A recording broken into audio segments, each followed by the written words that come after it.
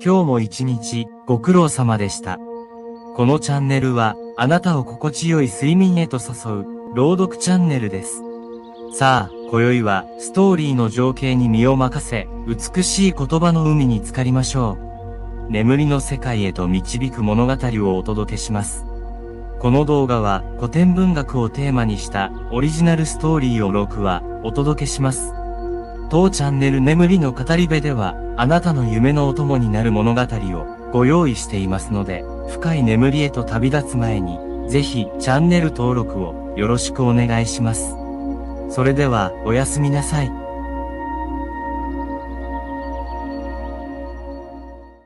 時の流れに抗って。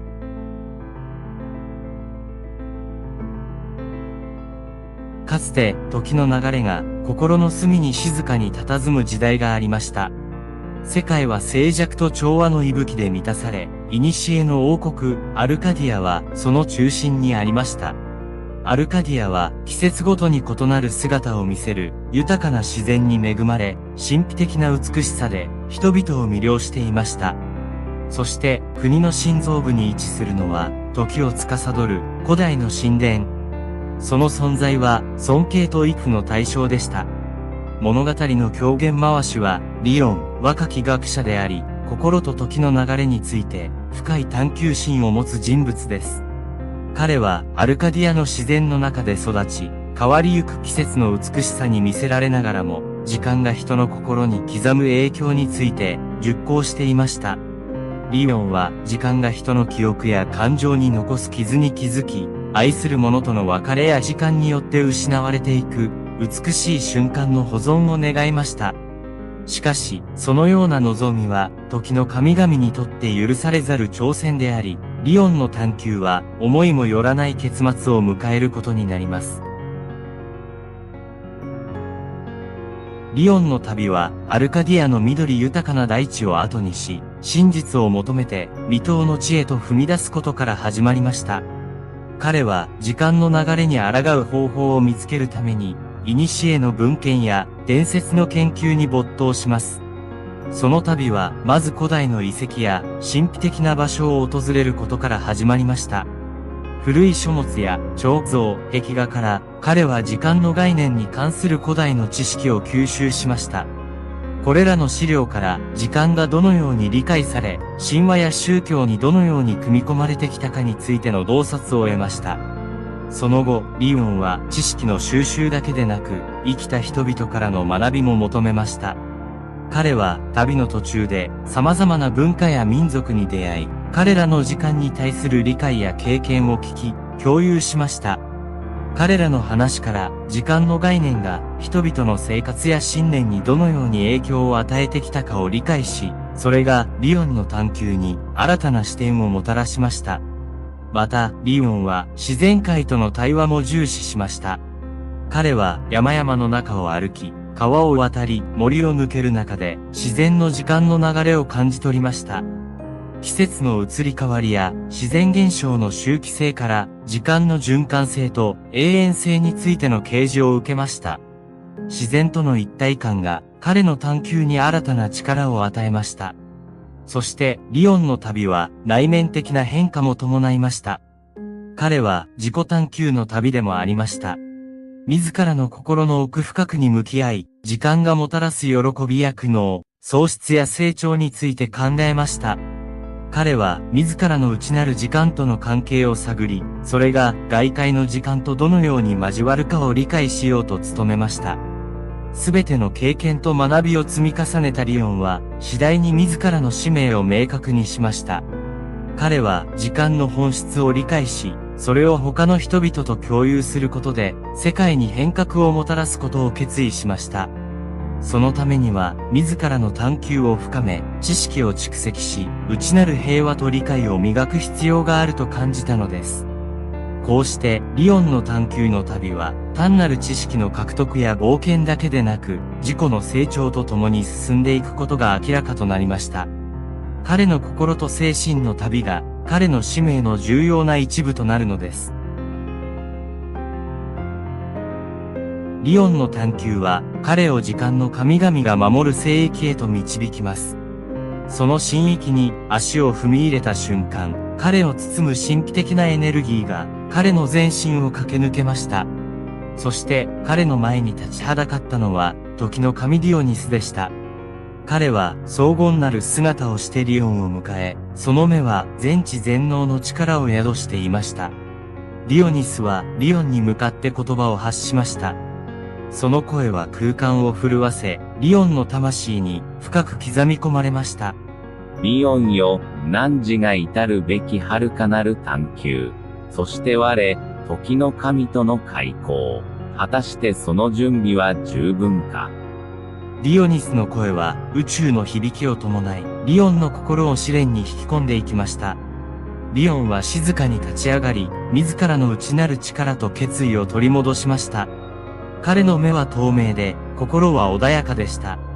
彼は時の神に向かって深々と頭を下げ、私は準備ができています。時間の神よ、私は真実を求め、自らの道を歩みます。と言いました。その言葉は空間を貫き、リオンの決意が宇宙に響き渡りました。時の神ディオニスは微笑みながらリオンに近づき、その手を差し伸べました。リオンはその手を受け取り、力強く握り返しました。その瞬間、彼の心は穏やかでありながらも力強いエネルギーに満たされ、彼の魂は宇宙のすべてを理解するかのように感じられました。そして時の神ディオニスはリオンに言葉をかけました。リオンよ、汝の探求は真実のもとへ導かれた。時の流れは永遠に変わり続けるが、汝の心に宿る真理は不滅である。その知識を持ち、その力を行使せよ。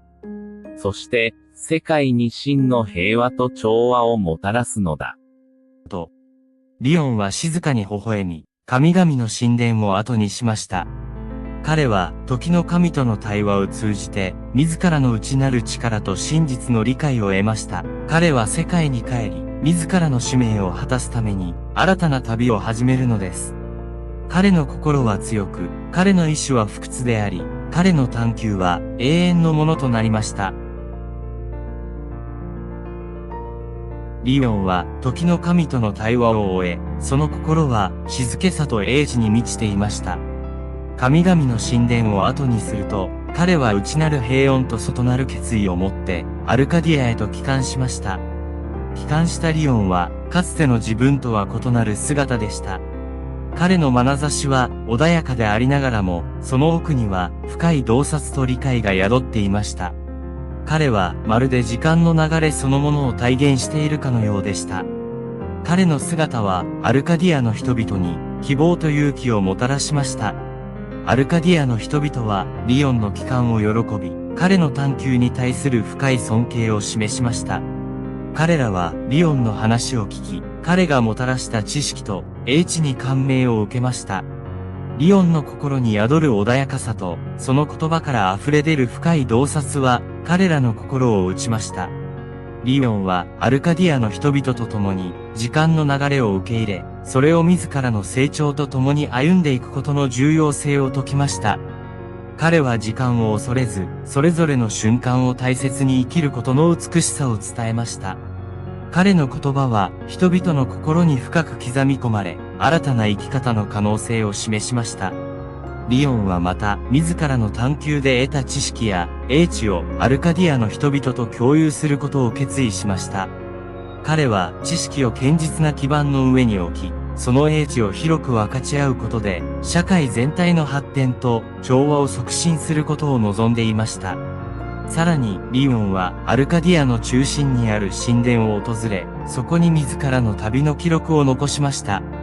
彼の言葉と経験は、後世に伝わる教訓となり、未来の世代に対する永遠のガイドとなるでしょ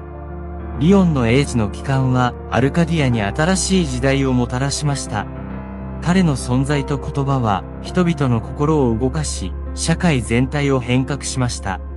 彼の探求の旅は終わりましたが、その影響と意義は永遠に続くでしょう。リオンの旅はアルカディアに新しい理解をもたらしました。彼の英知と洞察は、時の流れを受け入れ、その一瞬一瞬を大切に生きることが、人々にとって、新しい生き方となることを示しました。彼の帰還は、まさに新たなる理解とともに訪れました。アルカディアの人々は、リオンの言葉と行動から多くを学びました。彼らは、時間の流れを恐れず、その喜びと悲しみを受け入れることの美しさを知りました。リオンの教えは、人々に自己成長と調和の道を示し、彼らの生活に深い影響を与えました。リオン自身も、彼の旅が彼にもたらした変化を感じていました。彼の心は穏やかでありながら、その内には深い英知が宿っていました。彼は時間の流れを受け入れ、その中で自己を成長させることの重要性を理解しました。彼の人生は新たなる理解と平和の中で輝いていました。そしてリオンの物語は後世に語り継がれることとなりました。彼の探求と英知は多くの人々に勇気と希望を与え、時の流れに対する新しい視点を開くことになりました。彼の名前は永遠の時の中で輝き続け、彼の物語は未来の世代に影響を与え続けるでしょう。リオンの旅が終わりを迎えましたが、その結末は新たな始まりでもありました。彼の新たなる理解とともに、アルカディアの人々はより豊かな人生を歩み始め、彼の教えは世界中に広がり、永遠の愛と英知をもたらすことでしょ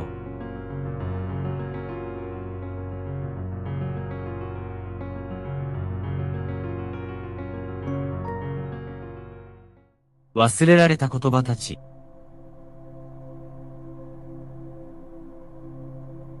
名もなき古ぼけた図書館が、この物語の幕を開ける。かつて、学問の光が強く照らしていたこの場所は、世界中の知識が集結し、学者や詩人たちが思索にふける聖地であった。だが、デジタル化の波に飲まれ、次第に人々の記憶から色褪せていった。今や、静寂が支配し、誇りに覆われた書物たちは、かつての栄光を、ただ静かに秘めている。主人公、アリアは偶然にこの図書館を見つけ出し、その静けさと古書から感じ取れる深遠な知恵に魅了された。幼き日より古典文学に傾倒し、言葉が人の心に及ぼす影響に興味を持つ彼女にとって、この場所はまるで宝箱のようだった。彼女はこの忘れ去られた図書館を自分だけの隠れ家とし、古書が語る物語、そこに秘められたメッセージを解読することに情熱を傾ける。やがてアリアは古書から漂う忘れ去られた言葉たちの悲しみを感じ取り始める。これらの言葉はかつて愛され大切にされていたものの、今や誰からも顧みられることなく存在そのものを忘れ去られてしまっていた。アリアはこれらの言葉たちに再び光を当て、世にその美しさを伝えるべく、運命に導かれる旅に出る決意をする。アリアの旅は、図書館の圧倒的な静寂から一歩踏み出すことで始まる。彼女は忘れ去られた言葉たちをどう広めればよいか、その方法を模索し始める。この旅は彼女にとって単なる使命を遂行する旅ではなく自己変革の旅でもあった。アリアは言葉の真の美しさを広めるためには書物だけでなく人々の心にも届けなければならないと感じる。しかしこの試みは容易ではなかった。多くの人々は現代の忙しさに追われ古典文学への関心を失っていた。アリアの試みは冷たい現実との対峙を余儀なくされる。さらに彼女は忘れ去られた言葉たちが現代社会では意味をなさないと考える人々の存在に直面する。アリアはこれらの挑戦を乗り越え、言葉の普遍的な魅力を再発見させるために創造性豊かな手段を求める。アリアの旅は彼女を支えるキャラクターたちの出現で深みを増す。古い詩人の霊が彼女の前に現れ、忘れ去られた言葉たちの価値を再確認させるインスピレーションを与える。アリアはまた彼女と同じ目的を共有する新たな友人たちと出会い、忘れ去られた言葉を広めるためのプロジェクトを共に立ち上げる。これらの新しい仲間は、アリアの孤独な使命に多大な支援を提供し、彼女の努力を大きく前進させる。アリアの使命は、最終的に社会の価値観そのものとの対立へと発展する。彼女は忘れ去られた言葉たちが持つ力を世界に示すため、大規模な展示会を開催することになる。この展示会では、古書から選び出された言葉たちを、現代アートと融合させた、新たな形で提示する。しかし、この試みは、古典を重んじる一部の保守的な学者から、激しい反対に遭遇する。彼らは、アリアのプロジェクトを、伝統の冒涜とみなし、公然と批判する。アリアは、自らのビジョンと、社会の保守的な期待との間で葛藤する。彼女の目的は、古典を現代に適応させ、新しい世代へ伝えることにあるが、その過程で、古典の本質を損なわないよう、慎重にバランスを取る必要がある。アリアは、この困難を乗り越え、伝統を尊重しつつ、古典を新しい形で蘇らせることができるのか、自問自答する。アリアの展示会は、最終的に圧倒的な成功を収める。批判と抵抗を乗り越えた彼女のプロジェクトは、多くの人々に古典文学の新しい解釈を受け入れさせ、感動を与える。アリアは伝統と革新の架け橋となり、忘れ去られた言葉たちが現代社会においても重要な役割を果たすことを示す。アリアのプロジェクトに触れた人々は、自分たちもまた古典文学の価値を見直し、それを日常生活に取り入れ始める。アリアと彼女のプロジェクトによって触発された人々は、それぞれが古典と現代社会の関連性を探求する旅を始める。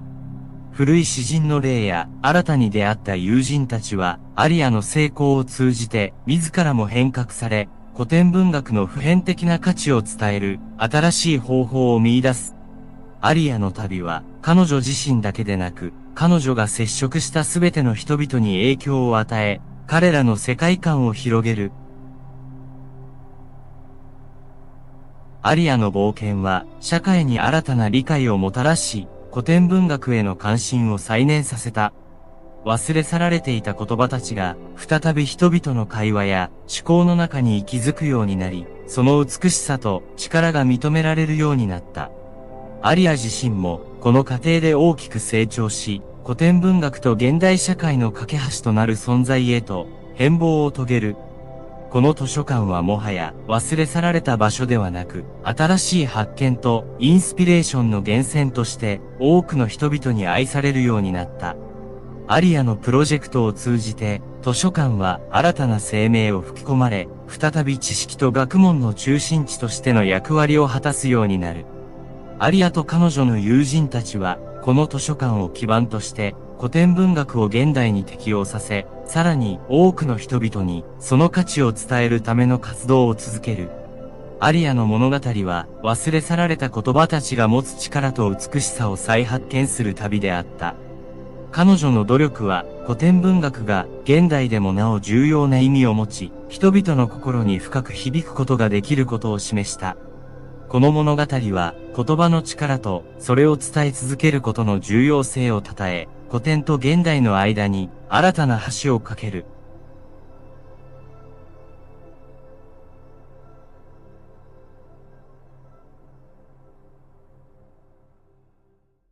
永遠の絆。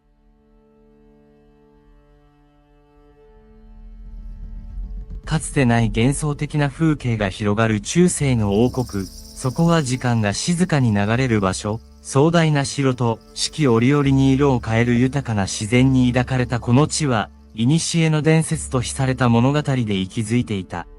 詩人や画家たちは、この地の美しさに魅了され、彼らの作品を通じて、その風景は遠く離れた地にまで伝わっていた。しかし、この平和な風景の裏には、王国の運命を暗転させる、古の呪いが存在していた。物語の中心に立つのは、エリオナ、この王国の王女。彼女は、その美しさと知恵で知られ、王国の未来と人々の幸せを深く案じる、心優しい女性だった。だが、彼女の心には重い負担がのしかかっていた。それは王国を覆う古い呪いの影響から逃れられないという宿命だ。その呪いとは、王家の血を引く者が真実の愛を見出さなければ、王国は永遠の冬に閉ざされ、かつての栄光を失ってしまうというもの。エリオナの両親も、この呪いを解消しようと奮闘したが、果たせなかった。そして今、エリオナは真の愛とその見つけ方を求めて、自らの運命と王国の未来を変える旅へと出発する決意を固める。彼女の旅は、ただの冒険ではなく、自己発見と深い愛を見出すための試練の始まりだった。エリオナの旅は、古の呪いを解く鍵を求める冒険であり、自己発見と真実の愛を見つけるための長い道のりでもあった。彼女が王国の壮大な城門を後にしたその日、王国全体が彼女の成功を願い、心からの祝福を送った。彼女の足取りは軽やかでありながら、心の中では多くの不安と疑問が渦巻いていた。しかし、エリオナは決意を固めていた。彼女は王国を救い、自らの運命を変えるために何が必要であれ、それを成し遂げる覚悟だった。旅の初めにエリオナが直面したのは知られざる地への道中で遭遇する自然の厳しさだった。猛烈な嵐、突然の豪雨、そして予期せぬ渇水。これらの自然現象は彼女の進行を遅らせ、時には方向を見失わせた。しかし、これらの試練は彼女の決意をさらに強固なものにし、自然と調和する方法を学ぶきっかけとなった。彼女は自然の力と一体となり、その力を利用して困難を乗り越える術を身につけていった。旅を進めるうちに、エリオナは多くの村を訪れ、様々な人々と出会う機会に恵まれた。はじめは彼女の出自と使命を知った多くの人々が、恐怖と疑念を抱き、彼女を遠ざけた。しかし、エリオナはその心を開こうと努力し、彼女の真摯な性格と王国への深い愛が徐々に人々の心を動かしていった。特に困難な時期に村を助けたことで、人々は彼女を信頼し始め、彼女の旅の目的を支持するようになった。旅の途中でエリオナが出会った賢者、魔法使い、そして他国の旅人たちは、彼女の内面的成長に大きな影響を与えた。彼らはそれぞれ独自の視点から呪いについての知識や愛を見つけるためのヒントを提供した。中でも一人の魔法使いはエリオナに自分自身の内にある力、すなわち強い意志と愛の力が最も強力な武器であることを教えた。これらの教えはエリオナに自信を与え、未知の困難に対する恐れを乗り越える勇気を植え付けた。そして運命的な出会いがエリオナを待っていた。彼女は若い騎士と出会う。彼は偶然にも同じ目的を持って旅をしていた。二人は初めは互いに警戒し合ったが、次第にお互いを理解し、深い信頼関係を築いていった。彼らの出会いはエリオナにとって新たな力となり、彼女の旅に不可欠な支えとなった。若い騎士はエリオナが直面する数々の試練で彼女を支え、彼女の決意を強める存在となった。エリオナと若い騎士の関係は徐々に深まり、二人の間には互いを深く理解し合う絆が生まれた。彼らは共に笑い、共に涙し、時には互いの弱さを支え合った。この絆は彼らの旅を通じて強固なものとなり、最終的には真実の愛へと発展していった。彼らの愛は単に個人的な感情にとどまらず、王国を救う鍵となることを彼らはまだ知らなかった。このようにしてエリオナの旅は外面的な冒険だけでなく、内面的な成長と愛の発見の物語でもあった。彼女は自分自身と向き合い、困難を乗り越えることで、真の強さとは何か、愛と絆の真の価値とは何かを学んだ。そして、その学びは、彼女が最終的に王国を救う鍵を握ることになる。クライマックスの場面は、エリオナと若い騎士が運命と直接向き合い、彼らの愛と信念が最終的な試練に挑む瞬間を描く。彼らの長い旅は、遥か遠く、古代の神殿が静かに佇む、雄大な山々へと、彼らを導いた。この神殿は、王国を覆う古の呪いの源であり、その秘密を解き明かす鍵を握っていた。エリオナと若い騎士は、互いへの深い信頼と、真実の愛の力を胸に、この最終的な試練に挑む覚悟を固めていた。神殿にたどり着く道のりは、彼らにとって、これまでの旅路の中で、最も過酷なものだった。厳しい寒さ、急な斜面、そして不安定な岩場を乗り越えなければならなかった。しかし、これらの自然の障害を乗り越えることで、彼らの絆はさらに深まり、お互いへの理解と信頼は揺るぎないものとなった。彼らが神殿にたどり着いた時、彼らはただの旅人ではなく、運命を共にする仲間として成長していた。神殿の扉を開くと、彼らの前に広がったのは、神秘的な光に満ちた広大な空間だった。その中心には、古の力が宿ると言われる聖なる祭壇があり、そこには真実の愛を試す試練が用意されていた。試練は彼らの愛と絆の進化を問うもので、それに成功すれば呪いを解くことができると伝えられていた。試練は彼らの信頼と愛を試す様々な挑戦から成り立っていた。最初の挑戦では、二人はお互いに対する深い理解と信頼を示さなければならなかった。彼らは言葉を交わさずともお互いの思いを感じ取り、一致協力して難題を解決していく。この過程で彼らは互いに対する愛と信頼がどれほど強固なものであるかを改めて確認し、その絆はさらに強まった。次の挑戦では彼らの愛の純粋さとお互いへの献身が試された。困難な状況の中で彼らはお互いの安全と幸せを最優先し、自己犠牲の精神を示すことが求められた。この挑戦を通じて、エリオナと若い騎士は、真実の愛が自己中心的な欲望ではなく、相手の幸福を願うことから生まれるということを深く理解した。最後の試練は、彼らの愛が王国の呪いを解く力を持っているかどうかを試すものだった。この試練では、彼らは過去の恐怖と向き合い、未来への希望を持って前進する勇気を示さなければならなかった。彼らは互いの手を取り合い、困難に立ち向かうことで、彼らの愛がいかに強力な力であるかを証明した。試練を乗り越えた時、神殿は光に包まれ、王国にかけられていた、古の呪いが解ける兆しが現れた。エリオナと若い騎士は、彼らの愛と絆が真実の力であることを証明し、王国を救う鍵となった。彼らは愛と信頼が最も困難な試練さえも乗り越えられることを示し、その勇気と愛は後世まで語り継がれることになった。神殿での試練を乗り越え、エリオナと若い騎士の間に流れる深い愛と信頼が確かなものであることが証明された瞬間、王国にかけられていた古の呪いは、その束縛から解放され始めた。この決定的な瞬間は、彼らだけでなく、王国全体にとって、新たな始まりを告げるものだった。光が神殿を満たし、その光は山を越え、広大な王国の隅々まで広がっていった。この光は、希望と解放の象徴であり、冷たく厳しい永遠の冬が終わりを告げ、暖かい春の訪れを予感させた。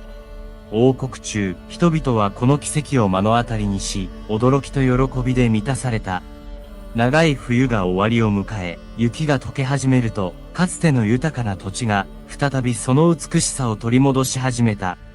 凍っていた川は、再び流れ出し、枯れていた木々には、新芽が吹き出し、花々が開花し始めた。王国の人々は、この変化を前に、希望と新たな未来への信頼で、心を一つにした。彼らは、この長い冬を乗り越え、困難な時期も共に支え合ってきたことで、より強固な絆で結ばれていた。エリオナと若い騎士が王国に戻ると、人々は彼らを英雄として迎え入れ、彼らの勇気と愛を称えた。二人は単に呪いを解くための旅を終えたわけではなく、王国の人々に愛と絆の重要性を思い出させ、それが最大の力であることを示したのだ。王国の中心にある広場では、エリオナと若い騎士を称える祝賀会が開かれ、歓喜の声が空高く響き渡った。この祝賀会は単なる勝利の祝い以上のものであった。それは新たな希望と王国の未来への信頼を共有する場であり、王国の人々が互いに協力し、理解し合うことの重要性を再認識する機会でもあった。エリオナと若い騎士の物語は、人々に深い感動を与え、真実の愛と絆の力を信じる心を新たにした。祝賀会の最中、エリオナは人々に向けて言葉を述べた。彼女はこの旅で得た教訓と愛と絆がいかにして彼らを強くするかを語った。彼女の言葉は心からのものであり、聴衆の心に深く響いた。若い騎士もまた、エリオナへの愛と彼女と共に困難に立ち向かってきたことへの誇りを表現した。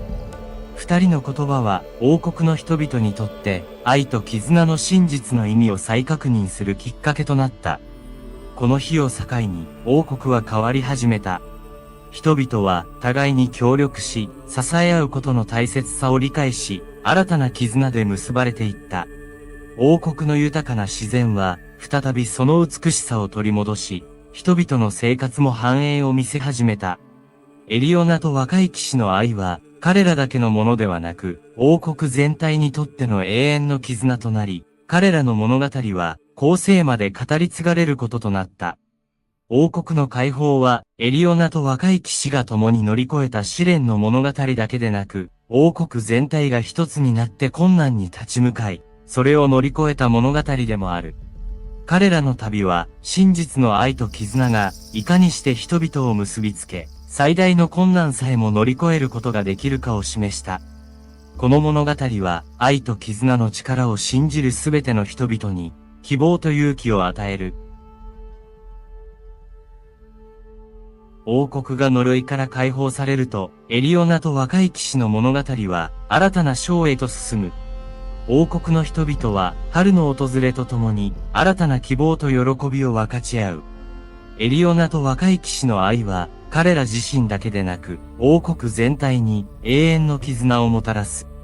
彼らの物語は、真実の愛が最大の困難さえも乗り越えることができるという力強い証明となる。永遠の絆は愛の探求と勇気、そして絆の重要性についての物語である。エリオナと若い騎士は自らの愛と信念を深く信じることによって思いもよらない困難を乗り越えていった。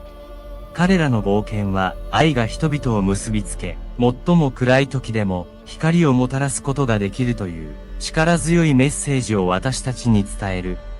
物語は二人だけでなく王国全体が変化し成長する過程を描いている。人々はエリオナと若い騎士の旅から真実の愛の力を再発見し、お互いに対する理解と協力の大切さを学ぶ。結果として王国はより固い絆で結ばれたコミュニティとして新しい未来への一歩を踏み出す。物語の最後にエリオナと若い騎士は王国の人々と共に新たな始まりを祝福する。春の訪れとともに王国は再び美しさと繁栄を取り戻し、かつての呪いは過去のものとなる。二人の愛は彼ら自身だけでなく王国全体に永遠の絆をもたらした。真実の愛が最大の困難さえも乗り越えることができるという彼らの物語は力強い証明として後世まで語り継がれることだろう。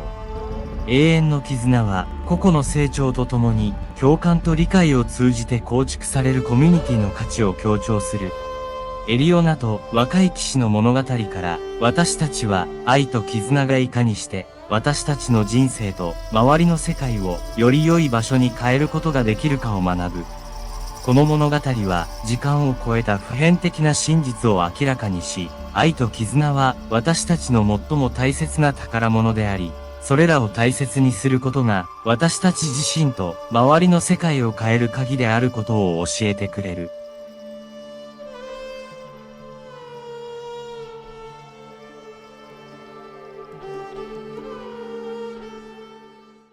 運命の糸。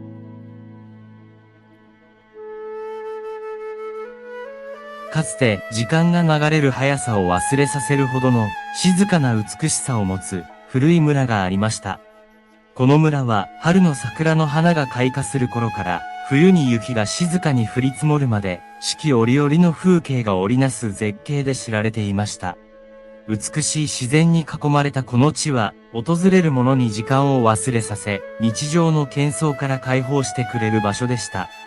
しかし、この平和そのもののような村にも、人々の心に小さな影を落とす言い伝えがありました。それは、見えない運命の糸によって、人々の運命が繋がれているというものでした。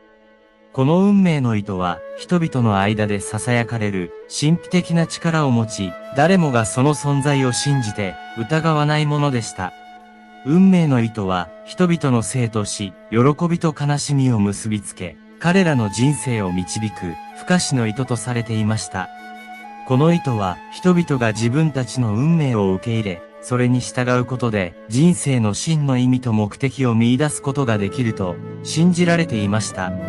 しかし、運命の糸が結ばれる様子を直接見た人は誰もおらず、その存在は謎に包まれていました。村の長老たちは、この糸が人々を結びつけ、運命を形作る不思議な力を持つと語り継いできましたが、具体的にどのように作用するのか、その詳細は誰にも分かっていませんでした。それでも、運命の糸の話は世代を超えて語り継がれ、村人たちは自分たちの運命が何らかの形で、この糸によって繋がれていると信じ、その導きに従って生きてきました。この古い村の物語は、運命の糸に繋がれた人々の生活と、それが彼らの人生に与える影響についての物語です。平和で美しいこの場所は、運命の糸という神秘的な力によって、予測不可能な運命の転換点に立たされることになる、人々の物語の舞台となります。勲は、その古い村の中でも、特に歴史のある家系に生まれた若者です。彼の家族は、世代を超えて、村の中心的な存在でありながら、悲劇は彼が幼い頃に訪れました。病と不幸が家族を次々と奪い、勲は若くして孤独という重荷を背負うことになります。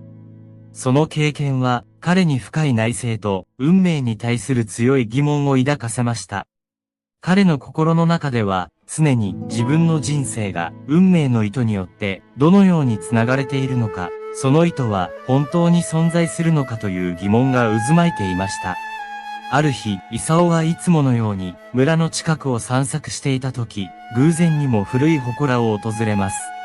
そこで彼は不思議な雰囲気を持つ老婆と出会えます。老婆は勲の疑問を何も言わずに理解し、彼に運命の糸を探す旅に出るよう勧めました。彼女は運命の糸を見つけることが、勲の人生における答えを見つける鍵であると語ります。その言葉は、勲の心に深く響き、彼は自分の運命を探求する旅に出る決心を固めます。勲の旅の準備は速やかに進みました。彼はこれまでの人生で得た知識と祖先から受け継がれた教えを頼りに未知の旅路へと踏み出します。村を離れることは彼にとって大きな挑戦でしたが、同時に自分の運命を理解し、かつての孤独と悲しみから解放される希望を彼に与えました。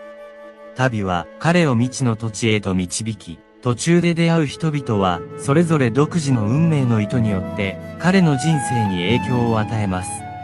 彼は、人との出会いを通じて、運命の糸が、人々の人生をどのように形作り、結びつけているのかを、徐々に理解し始めます。しかし、この旅の真の目的は、運命の糸を見つけることだけではなく、自分自身の内面と向き合い、過去の痛みを乗り越えることにもあるのでした。勲の物語は運命の探求と自己発見の旅へと展開していきます。勲の旅は彼を想像もしていなかった地へと導きました。山々を越え、いくつもの川を渡り、彼は運命の糸に導かれるままに旅を続けました。旅の途中で出会った人々は、それぞれが運命の糸によって繋がっていることを彼に教えてくれました。彼らはイサオに、運命の糸は単に運命を決定するものではなく、人々の心をつなぎ、理解し合うための手段であることを示してくれました。そして長い旅の果てに、イサオは運命の糸が導く場所で、ユイという名の女性と出会います。ユイはイサオがこれまでに出会った誰とも違い、彼と深いレベルでつながることができる特別な存在でした。二人の出会いは運命的であり、すぐに彼らの間には説明できないほどの強い絆が生まれます。しかし、彼らの関係はすぐに試練に直面します。運命の糸が彼らを結びつけたとしても、彼らの愛が運命の試練に耐えうるものなのか、その答えを見つける必要がありました。イサオとユイは運命の糸に挑むことを決意し、その絆を強化するために様々な困難に立ち向かいます。彼らは共に苦難を乗り越える中で愛と運命の真の意味を学んでいきます。彼らの愛は運命に翻弄されることなく、むしろ運命を超えて深まるものでした。この過程で、イサオは自分自身の運命の糸を受け入れ、ユイとの関係を通じて人生の目的と真の価値を見出すことに成功します。イサオとユイの物語は、運命の糸が結ぶ運命を受け入れること、そしてそれに挑み、自らの力で運命を切り開く勇気についての物語です。彼らの愛は運命の糸によって試されましたが、最終的にはそれを超えて、二人の絆はさらに強固なものとなりました。イサオとユイの物語は、愛と運命の糸に対する彼らの決意によって、新たな局面を迎えます。二人は運命に立ち向かうことの重要性を理解し、それを乗り越えることでのみ、真の絆を築くことができることを学びました。彼らの愛は試練を通じて強化され、運命の糸が紡ぐ絆はそれまで以上に強くなりました。イサオとユイは愛を守るために、そして自分たちの運命を自らの手で掴むために様々な困難と直面しました。しかし、二人が共有する信念と互いへの深い愛情が彼らを支え続けました。この強い絆は運命の糸をさらに強力なものへと変える原動力となり、彼らの関係を不滅のものへと変えていきました。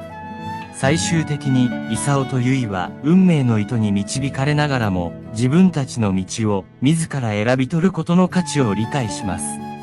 彼らは運命に流されるのではなく、それに挑むことで自分たちの人生をより豊かなものにすることができると確信しました。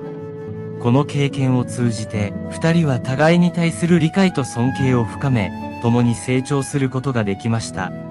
イサオとユイの旅は、愛と運命の糸に関する深い洞察をもたらしました。彼らは、運命の糸が人々をつなぐだけでなく、それぞれの絆を通じて、人生を豊かにする手段であることを学びました。この物語は、運命に立ち向かう勇気と、愛を信じる力が、最終的には、どんな障害も乗り越えることができるというメッセージを伝えています。イサオとユイの物語は、運命の糸によって繋がれた二人が、愛と絆を通じて、運命を乗り越えた物語として、村に長く語り継がれることとなりました。彼らの旅は、多くの人々に影響を与え、運命の糸に対する、新たな理解と尊重をもたらしました。二人の経験は、運命に対する挑戦が、最終的には、より強い絆と人生の真の充実をもたらすことができるという希望のメッセージを伝えています。イサオとユイは、自分たちの愛が、運命の試練を乗り越えることができる強さを持っていることを証明しました。彼らの物語は、運命に導かれることの美しさと、それに挑む勇気の重要性を示しています。運命の糸は、互いを深く理解し合うことで、さらに強い絆へと変わることができるという教訓を、村の人々に残しました。この物語の終わりには、イサオとユイが共に過ごす、平穏な日々が描かれます。二人は、運命の糸に感謝しながらも、それを超える強い絆を築き上げたことで、互いの存在を、より一層大切に思うようになりました。彼らの愛は、運命の糸を超えた、普遍的なものとなり、その物語は後世に語り継がれる価値のあるものとなりました。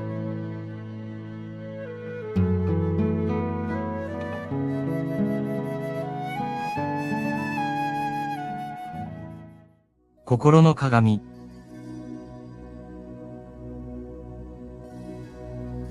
遥か昔、人々の心に時が穏やかに流れ、世界が静寂と調和で息づいていた時代がありました。その美しき舞台はアルカディア王国。季節の移り変わりとともに、この王国は多様な顔を見せ、その神秘的な美しさが人々の心を捉え、離さないのです。王国の中心にそびえる時を司る神殿。その古びた石壁は世代を超えて時の流れを見守り続けてきました。主人公のエマは若くて好奇心旺盛な学者。アルカディアの恵まれた自然の中で育ち、変わりゆく季節の美しさに魅了されつつ、時の流れが人の心に刻む影響について熟考してきました。特に愛する人との別れや失われゆく美しい瞬間の価値が時間にどう影響されるかが彼女の心を離れないのです。エマには時の流れに抗い価値あるものを永遠に止めたいという強い願いがありました。しかしこの願いが時の神々にとって許されない挑戦であるとは彼女自身まだ知りません。彼女の探求が自身と愛する者たちに予想もしない結末をもたらすでしょう。エマの旅立ちはアルカディア王国の豊かな自然とその古い神話に囲まれた生活から未知の地への大胆な一歩でした。彼女の心には時間に関する深い疑問とそれを操る秘密を解き明かすという燃えるような情熱がありました。この情熱は幼い頃から感じていた時の流れの中で失われゆく美しい瞬間への憧れと密接に結びついていました。エマは自らの探求心を満たすためにアルカディアの図書館で過ごした数えきれない時間を思い出します。そこでは彼女は古の文献と伝説を熟読し、時間に関する古代の知識を求めていました。特に時を司る神殿に伝わる古代の文献に魅了され、その中に記された時間の本質とそれを操る術を解き明かすことが彼女の使命であると感じていました。エマの旅はただの物理的な移動にとどまらず、彼女自身の内面的な成長の旅でもありました。彼女はアルカディアの外に広がる未知の世界に飛び込むことで自分自身と向き合い内面的な強さを試されることになります。旅の途中で彼女は様々な困難に直面し、それらを乗り越えることで自分自身の信念と価値観を確固たるものにしていきます。特に記憶に残るのは古代の賢者エドワードとの出会いでした。エドワードはエマに時間に関する古の知恵を授けることになります。彼の知識はエマがこれまでに学んだことのない深遠なもので、彼女の理解を一層深めることになります。また、神秘的な力を持つ青年トマスとの出会いは、時間の流れの中での愛と喪失の意味を新たな視点から考えさせられる経験となりました。これらの出会いはエマにとって単なる知識の獲得以上のものでした。エドワードとトマスから受け取った教えは彼女の内面的な成長を促し、彼女の使命を果たすための重要な鍵となりました。彼らの存在はエマの旅に不可欠な支えであり、彼女が直面する困難に立ち向かう勇気を与えてくれました。エマの学問的な探求は、古の文献や伝説だけでなく、自然界との対話にも及びました。彼女は、アルカディアの森深くにある古代の遺跡を訪れ、そこで時間と自然との密接な関係を学びます。これらの経験を通じて、エマは、時間の流れが自然界にどのように影響を与え、また、自然界が時間にどのように影響を与えるかを理解し始めます。エマの旅は外部の世界だけでなく、彼女自身の内面世界への深い探求でもありました。彼女は時間の本質を理解することが、最終的には自分自身を理解することにつながると気づきます。この自己理解は、彼女が直面する困難を乗り越え、最終的には、時の神々との対峙に立ち向かうための強さを、彼女に与えました。エマの旅立ちは、単なる知識の追求ではなく、彼女自身の運命と向き合う旅であったのです。エマの探求はついに、時の神々が守る聖域、時間の織りなす謎と、秘密の心臓部へと、彼女を導きました。この地に足を踏み入れた瞬間、彼女は自分がこれまでにない強力な力の領域に立っていることを感じ取りました。聖域の空気は、過去と未来、そして永遠の現在が交錯するような、不思議な感覚に満ちていました。彼女の目の前に現れたのは、時間の統治者であり、神々の中でも、特に力強い存在、クロノスでした。クロノスの姿は、エマが想像していたどんな形態とも異なり、時間そのものの流れを体現するような、変わりゆく影の集合体のようでした。その瞬間、エマは自分が直面している試練の規模を理解し、深い畏敬の念を感じずにはいられませんでした。クロノスはエマの目的をすでに知っているかのように、彼女に究極の試練を与えると告げました。この試練を通じて、エマは時間の真実を目の当たりにし、自身の内なる力を試されることになるというのです。試練はエマを時間の渦中に立たせました。過去の記憶が現在に溶け込み、未来の夢が現実と交差する中、エマは自身の恐れと直面し、それを乗り越えることが求められました。この対決の中で、エマは時間が単なる一直線的な流れではなく、経験と認識によって変容する多次元的な存在であることを学びます。彼女は自分自身の過去の痛みと未来への希望、そしてそれらが現在の自分を形作る方法を見つめ直すことを余儀なくされました。クロノスからの挑戦は、エマがこれまでに経験したどの困難よりも過酷であり、彼女を根本から変える試練でした。この試練を通じて、エマは時間に対する新たな理解と尊敬を得ました。彼女は時間を操ることの不可能性を悟り、それを受け入れることで、時間の流れの中で自分自身を見つけることの価値を理解しました。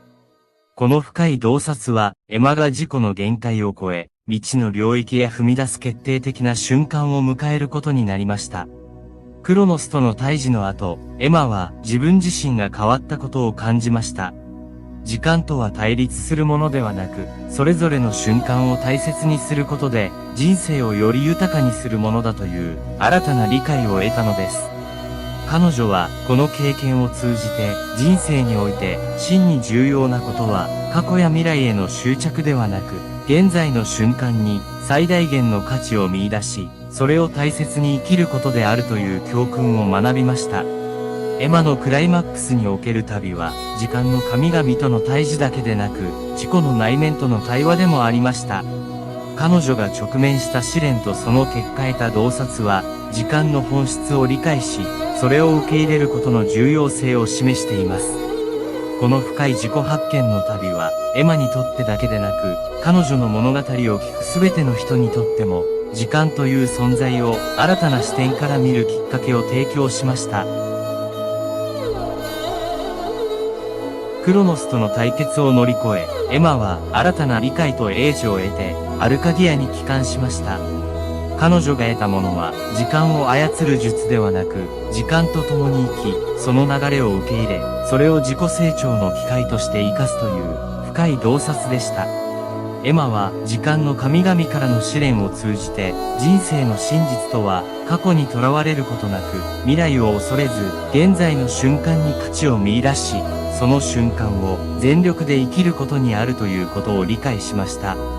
帰還したエマは変わり果てた姿でした。彼女の目は以前よりも深い知恵をたたえ、その歩みは自信に満ちていました。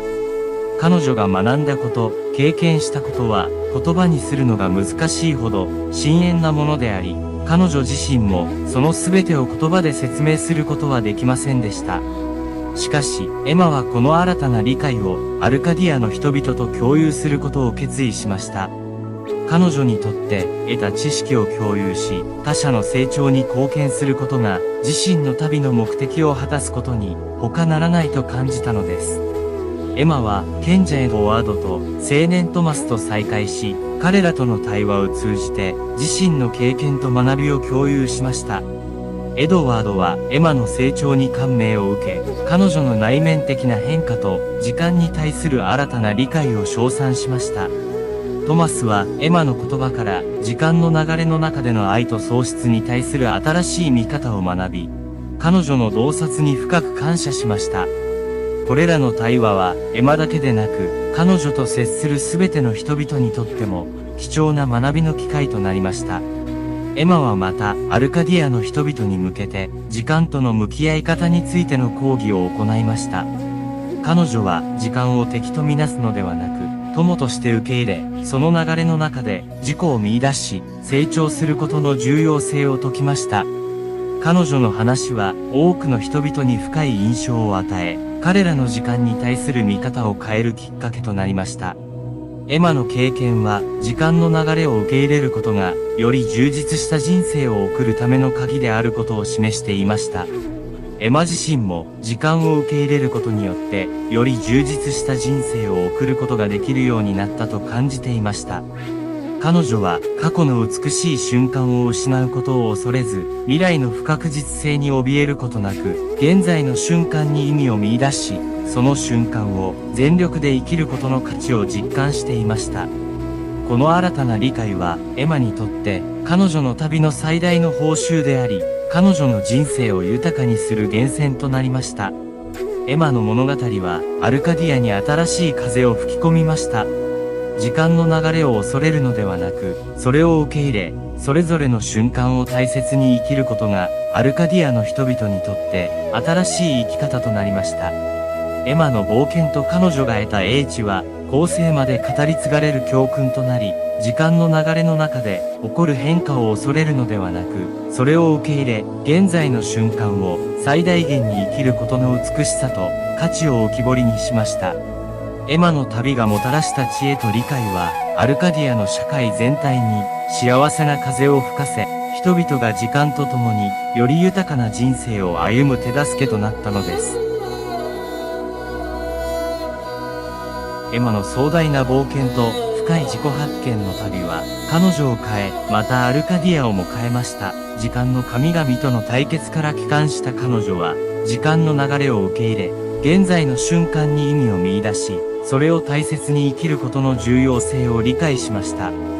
この新たな理解は、彼女自身にとってのみならず、彼女の故郷アルカディアにとっても大きな変化をもたらしました。エマは自らの経験を通じて得た英知をアルカディアの人々と共有することを決意しました。彼女の話は時間に対する恐れを乗り越え、現在を大切に生きることの大切さを伝えました。エマの言葉は聞く者の心に深く響き、彼女の学びが人々の生き方に新しい光をもたらしました。時間を友として受け入れることの大切さを説いたエマの教えはアルカディアの社会に幸福と調和の風を吹かせました。人々は過去の美しい瞬間を懐かしむこと、未来への不安にとらわれることなく、今を生きることの価値を再認識しました。エマの物語は時間の流れの中で起こる変化を恐れるのではなく、それを受け入れ、現在の瞬間を最大限に享受することの美しさと価値を象徴しています。エマ自身もこの旅を通じてより充実した人生を送ることができるようになりました。過去に対する執着を手放し、未来への不安を克服することで、彼女は現在の瞬間に真の喜びを見出しました。この経験は彼女にとって最も価値のある贈り物となり、彼女の生き方を豊かにしました。エマの物語はアルカディアの人々にとって時間の流れの中での生き方に関する新たな理解をもたらしました。彼女の旅が示した教訓は後世まで語り継がれることでしょう。時間を受け入れ、現在の瞬間を大切に生きること。それはエマがアルカディアに残した最も大切なメッセージであり、彼女の冒険の結末として永遠に記憶されることになりました。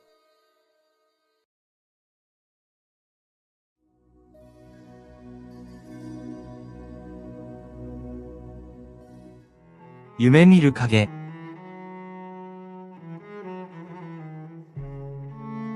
かつてないほど寒い冬の夜、雪が静かに街を覆い尽くしていく中、ある古びた城の書斎に、一人の青年が明かりを灯していた。彼の名はアレクサンダー。この地を治める伯爵家の末裔でありながら、権力や富よりも書物の世界に心を寄せる学者語りの持ち主である。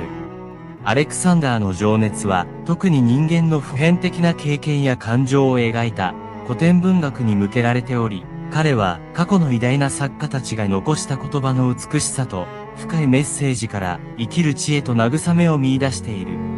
この夜、アレクサンダーは祖先から受け継がれた豊かな蔵書の中から一冊の見慣れない古書を手に取った。その想定は、すれて色あせ、年月を経た証としての風格を称えている。書物を開くと、夢見る影と題された章が彼の目に飛び込んできた。この物語は時代を超えて受け継がれるべき普遍的なテーマ愛、喪失、正義、そして成長を扱っているようだった。物語は夢と現実の狭間をさまよう一人の影の存在から始まる。この影は人々が心に秘めた最も深い願いや恐れを映し出し、それらと向き合わせる力を持つという。アレクサンダーは、この影がただの架空の存在ではなく、人間の心の奥底に潜む普遍的な真理を象徴していることに気づく。彼は自らの内面とこの物語の間に深いつながりを感じ、自分自身の人生における苦悩と願望をこの影を通じて探求することに決めた。こうしてアレクサンダーの旅が始まった。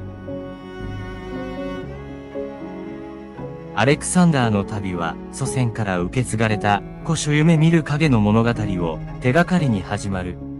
彼の最初の試練は物語が描く影を探し出すことであった。この影とは人々の深層心理に潜む願望や恐れを形にする神秘的な存在であり、アレクサンダーはその謎を解き明かすことに決める。旅の準備を整えた彼は城の安寧を離れ未知の世界へと足を踏み出す。彼が最初に向かったのは書物に記されていた古の森であった。森は厚く霧に覆われ静寂が支配する神秘的な場所であり、アレクサンダーはそこで初めての困難に直面する。森の奥深くで彼は自らの恐れと直面し、それを乗り越えることを学ぶ。この体験は彼に内なる強さと直面する試練を乗り越える勇気を与える。旅の途中、アレクサンダーは様々な人々に出会う。中でも特に印象的だったのはエレナという名の女性であった。エレナはかつて深い悲しみを経験し、それを乗り越えた強い女性で、アレクサンダーにとって重要な支えとなる。彼女は彼が直面する精神的な試練を共に乗り越え、彼の旅に深い洞察と理解をもたらす。エレナとの出会いはアレクサンダーにとって人生の転機となり、彼は自らの心に秘めた愛と喪失の感情に直面することを学ぶ。また、アレクサンダーは神秘的な賢者との出会いを通じて古典文学が持つ普遍的な真理について深い洞察を得ることになる。賢者は彼に古典文学が時間を超えて人々に影響を与え続ける理由と、その中に込められた深い教訓について教える。この出会いはアレクサンダーにとって人生とは何か、そして真の成長とは何かを考えさせる重要な瞬間であった。試練と困難、そして出会いを経て、アレクサンダーは徐々に内面の成長を遂げていく。彼は人生の真実と自己の本質に近づいていく過程で、愛と喪失、正義と成長という普遍的なテーマを新たな視点から理解し始めたのである。この発展の段階は、アレクサンダーにとって自己の内面と向き合い、それを乗り越えることの重要性を教える旅となった。アレクサンダーの旅は次第にそのクライマックスへと近づいていった。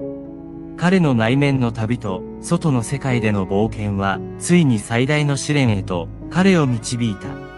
この試練は夢見る影との直接的な対決であり、アレクサンダー自身の過去と未来、そして彼の本質についての深い理解を求めるものだった。対決の場所は古書に記されていた忘れ去られた古代の遺跡だった。遺跡はかつて偉大な文明が栄えた場所であり、今はその遺産が時間の影に隠れていた。アレクサンダーが遺跡の中心にたどり着いた時、彼はそこで夢見る影と対峙した。影はアレクサンダーに、彼がこれまでの旅で学んだすべての教訓、経験したすべての感情、直面したすべての試練を反映する鏡のような存在だった。この対決は、ただの物理的な戦いではなかった。それはむしろ、アレクサンダーが自身の内面に潜む恐れ、疑念、そして最も暗い部分と向き合うことを要求する心理的な戦いだった。影はアレクサンダーに彼の最も深い欲望と、それらが彼の人生と人格にどのように影響を与えているかを見せつけた。アレクサンダーはこの過程で自分自身を完全に受け入れ、過去の過ちを許し、自己の真の強さと価値を認識することを学んだ。この最大の試練を通じて、アレクサンダーは自己の限界を超え、新たな自己発見を経験した。彼は愛と喪失、正義と成長というテーマが自分の人生においてどのような意味を持つのか、そしてこれらの普遍的な真理がどのように彼の人格を形成してきたのかを深く理解した。夢見る影との対決はアレクサンダーにとって自己の弱さと向き合い、それを乗り越えることで真の強さを見出す過程だった。夢見る影との深い対決を経たアレクサンダーは新たな自己理解と内面の平和を手に入れた。この重要な自己発見の後、彼の旅は穏やかな解決へと向かう。アレクサンダーはこれまでの試練と経験が彼自身をどのように変化させたのかを理解し、その知識を生かして自分の人生と向き合う決意を固める。彼は古書夢見る影が導いた旅を通じて得た教訓を日常生活に取り入れ始める。愛に対する彼の理解はより深くなり、喪失に直面した時の彼の強さは増し、正義に対する彼の信念はより固くなる。これらの変化は彼の周囲の人々との関係にも好影響を及ぼし、かつては解決不可能と思われた問題が新たな視点からのアプローチにより解決へと導かれる。アレクサンダーの心の変化は彼の城とその周辺のコミュニティにも波及する。彼はエレナや他の旅の仲間たちと共に知識と共感をもとにしたより公平で開かれた社会の構築に努める。彼らは古典文学の普遍的なテーマを現代の問題に適用することで周囲の人々に新たな希望と機会を提供する。このようにしてアレクサンダーは自らの内面だけでなく外の世界にも積極的な変化をもたらすことに成功する。またアレクサンダーは自身の経験を記録し後世のために残すことにする。彼は夢見る影との旅で学んだ教訓を綴った書物を執筆し、その中で愛、喪失、正義、成長というテーマを探求する。この書物は彼が直面した試練とそれを乗り越えた過程を通じて読者に普遍的な真理と個人的な成長の可能性を示すものとなる。アレクサンダーの旅の解決は彼自身の成長だけでなく彼が関わるすべての人々に影響を与えることを示す。彼の物語は個人の変化が社会全体に及ぼす力を象徴しており、その教訓は時代を超えて受け継がれていくことでしょう。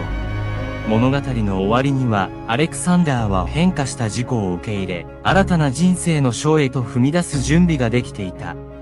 彼の物語は変化を恐れずに自己の限界を超え未知の可能性に挑む勇気の大切さを我々に教えてくれる。アレクサンダーの長い旅は彼自身の内面と外の世界の両方に深い変化をもたらした。夢見る影との対決から得た教訓を胸に彼は新しい日々を迎える。かつての彼は過去に縛られ、未来に不安を抱える青年だったが、今や彼は自己の真実と和解し、内面の平和を見つけた人物へと変貌を遂げている。アレクサンダーの物語の終わりは、新しい始まりの象徴だ。彼は、エレナや他の旅の仲間たちと共に、自らの経験と学びを地域社会に還元し、古典文学の普遍的な価値を生かした、新たな取り組みを開始する。この取り組みは、文学と実生活が交差する場所で、人々に希望とインスピレーションを提供する。アレクサンダーたちの活動は、周囲の人々にも好影響を及ぼし、コミュニティ全体がより理解し合い、支え合う場へと変わっていく。この物語の終わりにおいて、アレクサンダーは自らの過去を振り返るが、それは懐かしさや後悔ではなく、自己の成長を認め、新たな未来に向かって前進するための準備としてだ。彼が夢見る影と共に歩んだ道のりは、自己発見という貴重な宝物を彼にもたらした。そして彼はこの宝物を次世代へと引き継ぐことを決意する。物語はアレクサンダーが書斎にて自らの旅と学びを綴る場面で締めくくられる。彼の言葉は未来の読者たちへのメッセージとなり、彼らが自らの内なる影と向き合い、自己の限界を超えて成長する勇気を持つためのインスピレーションとなるだろう。アレクサンダーの物語は終わりを迎えたが、彼の教訓は時を超えて受け継がれ、夢見る影の物語は新たな読者たちの心に生き続ける。夢見る影の物語を通じて、アレクサンダーは愛、喪失、正義、成長という普遍的なテーマを深く理解した。そして彼はこれらの教訓を自らの生き方に反映させることで、真の意味での変化を遂げることができた。物語の終わりには、アレクサンダーは変化した自己と新たな世界を受け入れ、希望を持って未来への一歩を踏み出す。彼の旅は終わりを告げたが、彼が残したメッセージは、これからも多くの人々の心に響き続けるであろう。